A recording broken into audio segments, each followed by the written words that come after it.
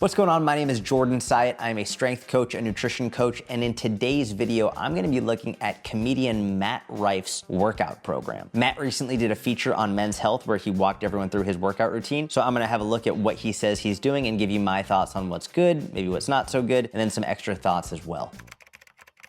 Let's dive into it. You want to lift with your lower back and your lower back only in a fast, jerky motion. Got people who are like actual trainers are going to tear me apart.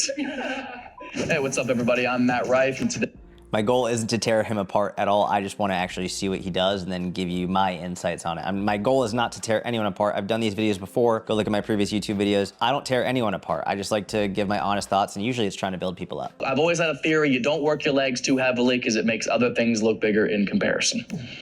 An ideal week... You should train your legs. Don't not train your legs to try and make your penis look bigger. I know it was a joke, but train your legs. An ideal week of training, I would say Monday we start with a push day. We do chest and tris. Tuesday, pull day, back and biceps. Wednesday, shoulders. Thursday, legs. If I can squeeze it in, I really love to box on Fridays.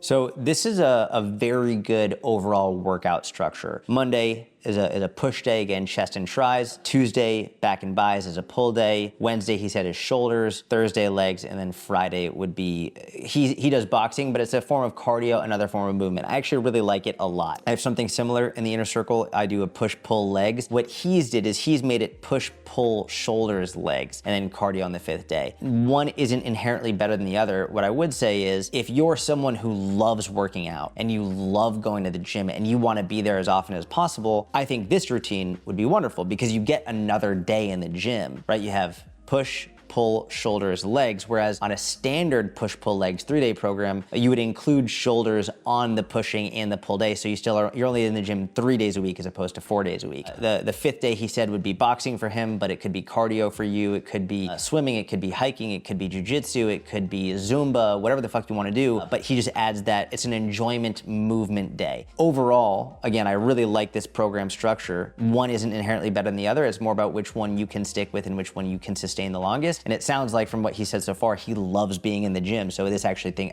makes a lot of sense for him. If you're someone who doesn't have as much time or you don't like being in the gym as much, just do a standard push-pull legs and you're good to go. Today I'm going to show you one of my favorite workouts from each one of my ideal structured days, from push days, pull days, shoulders, abs, cardio, legs.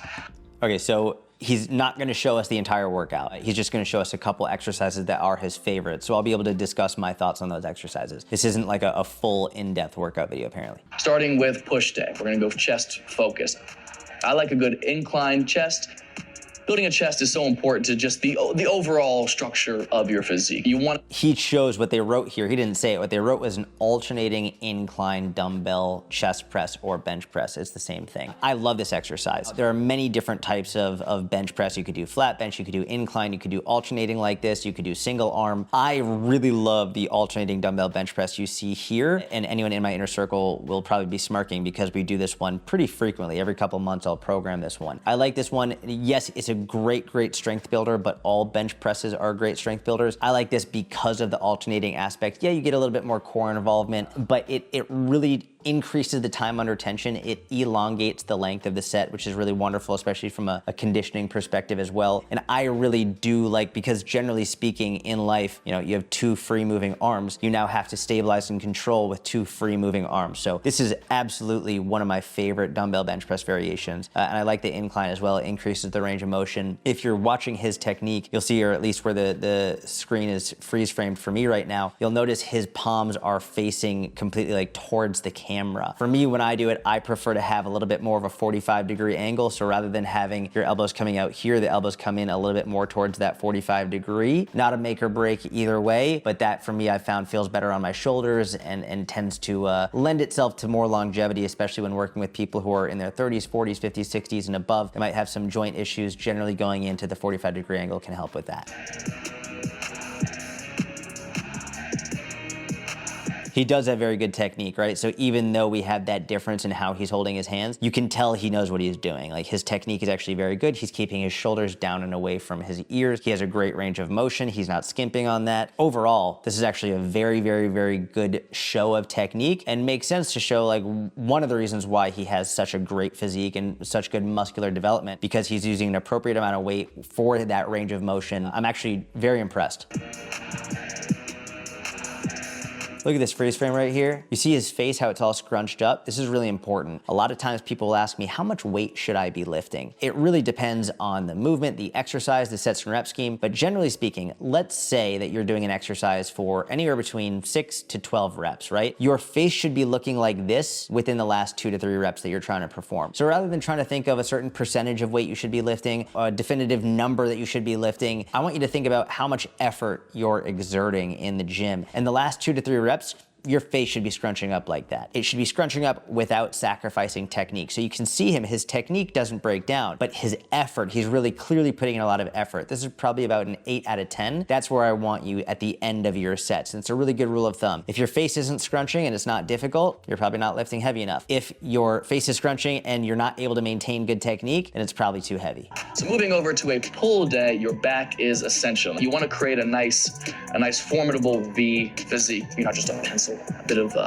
visible physicality to you. And wide grip, I feel like I get a lot more lat engagement. And some people want to go all the way to just having a super massive gorilla toned back. I just want a back strong enough that if I go to prison, it's not easily getting blown out. You know what I mean? No, I don't know what he means on that one. But pull-ups, chin-ups, they're all fantastic. If you don't know, a pull-up generally has your palms facing away from you. Chin-up has your palms facing towards you. There's slight differences in muscle recruitment, but they're both fantastic. I think pull-ups and chin-ups are the ultimate test of upper body strength. I think it's something that everyone should work towards. Everyone, period, but also especially women. What I've found for women in the gym, being able to do a pull-up or a chin-up is much harder than it is generally for men. When I see a woman get her first chin-up or pull-up, the amount of confidence that they get from doing that is absolutely fucking wild. My co-coach in the inner circle, Susan, she's 63, almost 64. I remember when she got her first chin-ups. It's one of the most amazing things in the world, man or woman, to get your first ever chin-up, but it's an incredible exercise you should be incorporating regularly. If you can't do it unassisted, cool, you can do it with bands, you can do it on a machine, you can do a lat pull down. There are many other options you can do, but chin-ups and pull-ups are amazing, amazing exercises. As for what he said, the wide grip getting a little bit more lat, correct. I know this is a big debate in the science-based fitness industry. The reality is,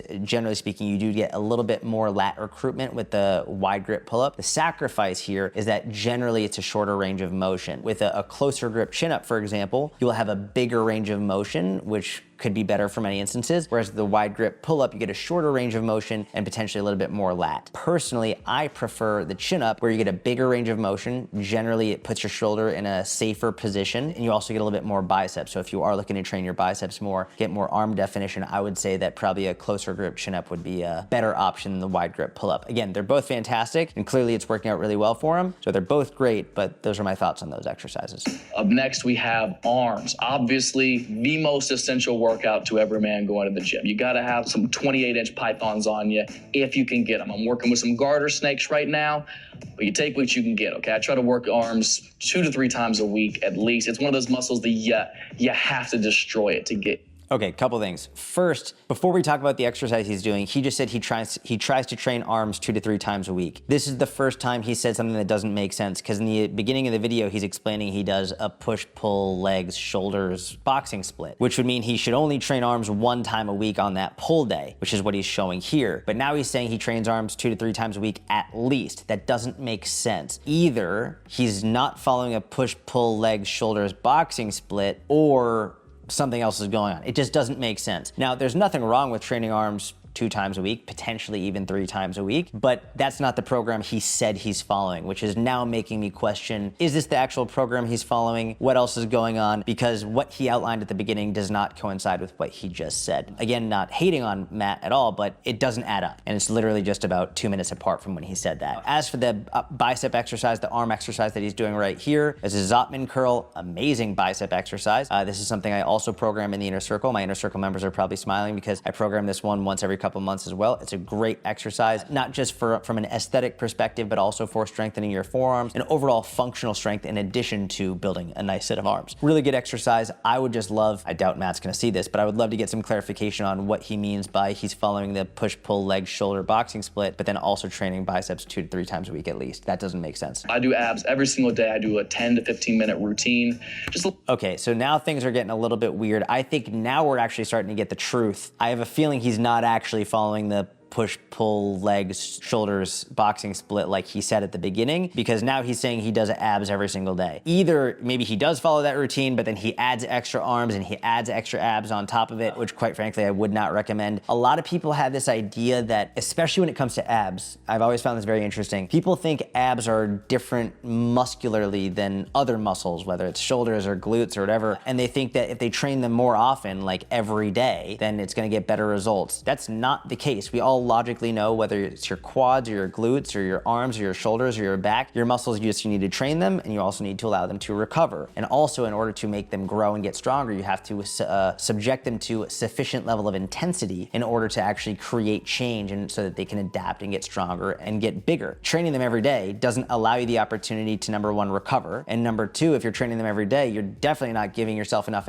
intensity in those workouts because you're not using heavy enough weight or heavy enough intensity in order to cause that change that's necessary in order for muscle growth to happen or muscle change to happen. I would imagine, I believe him that he's doing it every day. I very much believe he's doing that, but he's sacrificing strength, he's sacrificing performance. I would rather him train abs 1 to 2 days a week at a very high intensity than training every single day or 5 days a week at a moderate intensity, because he will get much better results if he's training them properly. Now, if you're a beginner, you can do essentially anything and make progress. He's not a beginner anymore. You can tell just by looking at his physique and his strength that he's already been doing. Like, he's not a beginner. And if he wanted to take his ab strength to the next level and his performance to the next level, he should reduce the frequency of his ab workouts, do them once, maybe twice a week at a very high intensity, and that would be plenty. A little circuit of a bunch of different exercises, a couple of them right now that work the obliques, work the center right here, build lower abs and top.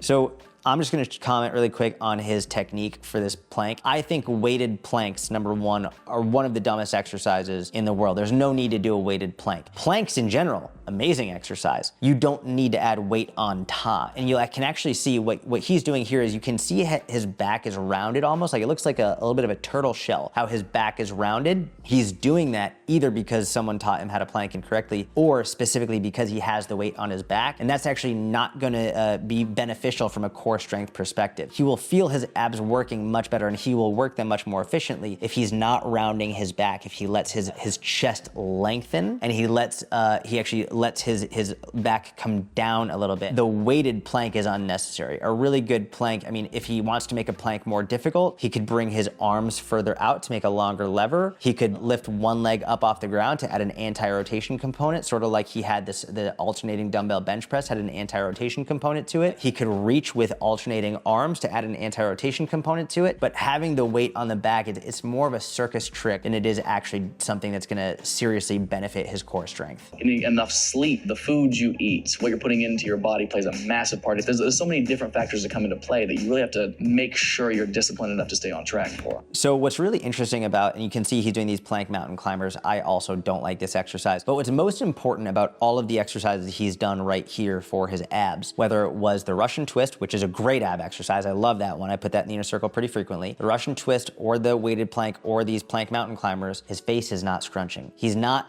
it doesn't look like he's giving that high of an intensity. We look at his arms, we look at his chest, we look at his shoulders, they're very, very well developed, and it's clearly he's putting a lot of high intensity in them several times a week. For his abs, even though he's training them every day, he's not putting as much intensity into them, which I'm not saying he doesn't have well-defined abs. I can even see them. He might have super well-defined abs, but if he wants to get better core training results, reduce the frequency, increase the intensity a couple times a week, it's gonna make a world of difference, and choose better core exercises. Russian twist is great, but the weighted plank and then the mountain climbers are frankly stupid exercises. For legs, my most hated workout in history, just a single leg, propped up, split squat.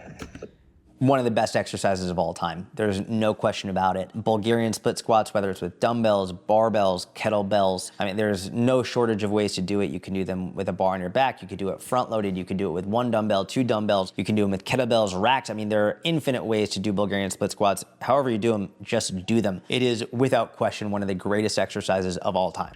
They're gonna burn like crazy. But if you enjoy boxing like myself, it's a stance you have to get used to. You have to get used to putting weight and shifting it onto each individual leg to be able to move around. So I actually really like that he just did this, regardless of whether or not you agree with why this would be good for boxing, the stance shifting. Regardless, this is showing one of the reasons why he's so into working out. It's because he's doing it for things that he enjoys. He's translating this to something that he really likes. He really enjoys boxing. From his perspective, doing a Bulgarian split squat is really gonna help with his stance shift. So this probably makes this exercise more doable for him because he's excited for the benefits it's gonna bring over to something that he really enjoys. Well, there was a fair amount of talk about physique development from him. A lot of the talk from him was about performance and about doing things that he likes and the transfer from working out over to something else that he does that he really enjoys. Again, I spoke about it before, but really focus on working out in a way that allows you to appreciate your body and what it can do for you and how it will transfer over to other aspects of your life, because then you can suffer through something like Bulgarian split squats and it's actually worth it. Versus if you hate your body and you hate yourself, it's gonna be very difficult to convince yourself to stick it through a set of these. all right, guys, that's it for me. I've been Matt Rife. Thank you for taking an inside look at my workout routine. I wish you the best of luck. Get in the gym, just move around for 20, 30 minutes a day. Get your endorphins going, get your blood pumping. You'll be a much healthier, happier person, I promise you. Awesome. That's a great ending as well. 20 or 30 minutes a day. I love that. He didn't say you have to be in there for 2 or 3 hours a day. There was no pretentious speech of you have to work out for 2 to 3 hours a day every day or you're a loser. Super down to earth guy. I like what I see a lot. I haven't heard his comedy, so I can't speak to that, but from a fitness perspective, it sounds like he's got a very well-balanced approach. I like him a lot. So Matt, if you see this, congratulations, you're doing fantastic. If I can help, please let me know. To everyone else, I hope you enjoyed the video. If you did, please give it a thumbs up, subscribe to the channel if you don't already. And by the way, if you'd like me to help you figure out how many calories you need in order to lose weight and lose fat sustainably, I have a free calorie calculator that you can use. The link is in the description of the video. Have a wonderful day. I'll talk to you soon.